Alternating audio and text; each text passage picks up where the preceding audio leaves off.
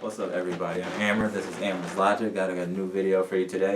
UFC 202 update today. Man, that card was pretty much until, in my opinion, until the Rumble Johnson and Glover Teixeira fight and the Nate Diaz versus Conor McGregor fight. So I'm just gonna get straight to the fights that actually matter.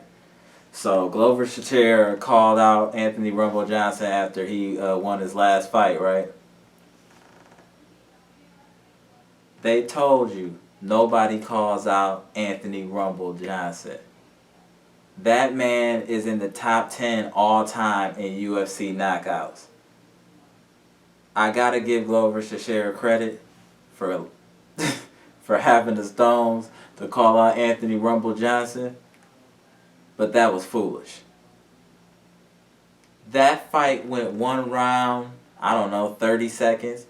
Glover Teixeira came out aggressive like he was trying to do something, and Rumble hit him with a Mike Tyson in his prime uppercut and put him to sleep. And I'm not saying like, people, oh, like he knocked him down, he knocked him out. No, like he was sleeping to the point where he woke up and tried to pull a takedown on somebody because he thought he was still fighting.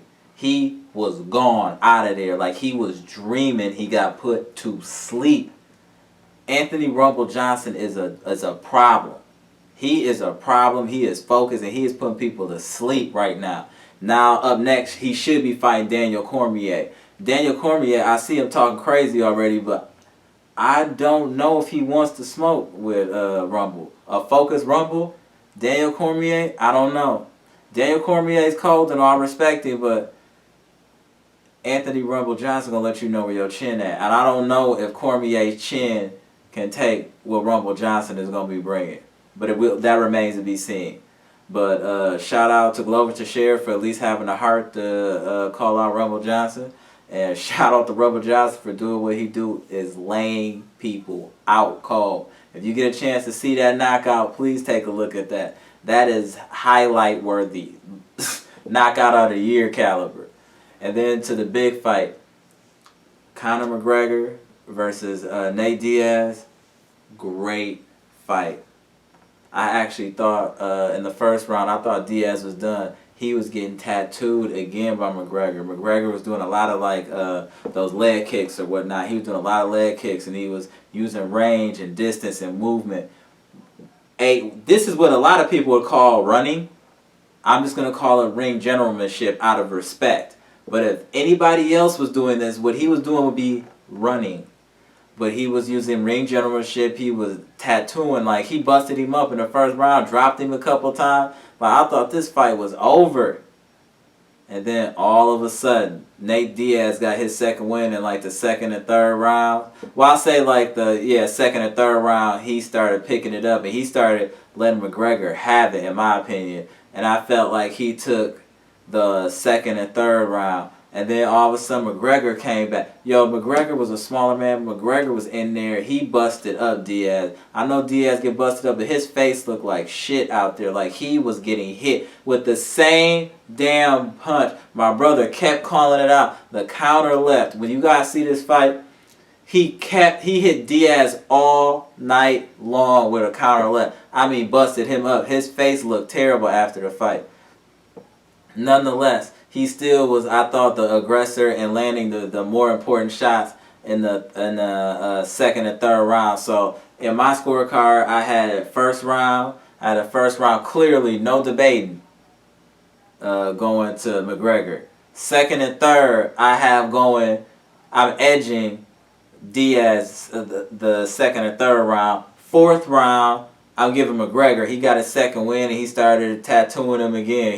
He didn't drop him anymore, but he was definitely landing big shots and elbows and those leg kicks again. He was starting to bruise Diaz's lead leg as well. And then the fifth round, it wasn't really too much going on. It was a lot of laying on each other, and Diaz was just leaking all over the place. Like, he looked like shit during that fight. Oh my God, he was leaking everywhere. I'm sure that impacted the judges to some extent. But the fifth round was a lot of hugging and holding, and then it was finally a takedown by Diaz, which I thought would be enough to win the round. Then we get to the scorecard. 48-47, McGregor.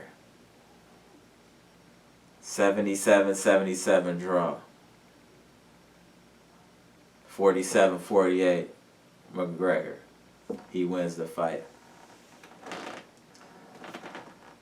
I'll tell you this. I have a lot more respect for McGregor's skill set after this fight, and I'm not going to say he won. I felt like it could have been a draw more than him winning, but he showed me that he can adjust. He showed me that he's able to go back to the drawing board and make improvements on his game, so I have to respect what he's doing out there. But in my opinion, he didn't win that fight. I thought that it was either a draw or you got the edge has to go to Diaz. But I mean, he's kind of like the face of the UFC, and they're going to have him overcome adversity to get back on top. He didn't quit and all that. You know, you can call it conspiracy theory, whatever you want to say. I just feel like Diaz won that fight. It was a great fight, though. McGregor showed a lot of heart. I mean, those last two fights were great, in my opinion, even though Rumbles didn't last that long. But the devastating knockout and what happened in the aftermath was just amazing. But it was a great fight. The lead up to it was great. All the throwing of bottles and all that wilding that they was doing was entertaining. I was entertained by this card. I'm Amra. This is Amra's Logic. This is my recap of UFC 202, leading with McGregor versus Diaz. Comment, subscribe, hit that like button. Just do something. Gone.